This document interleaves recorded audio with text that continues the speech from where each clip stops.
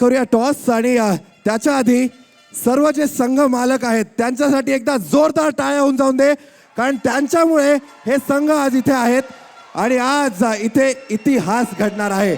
Toss साठी मी रेफरींना विनंती करीन की प्लीज यावं.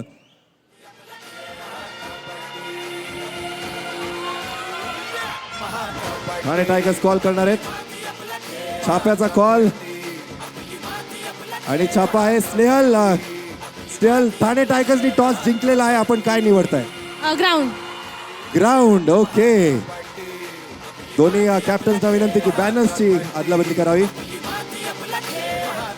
ठाणे टायगर्सनी टॉस जिंकलेला आहे, त्यांनी जिंकलाय टॉस.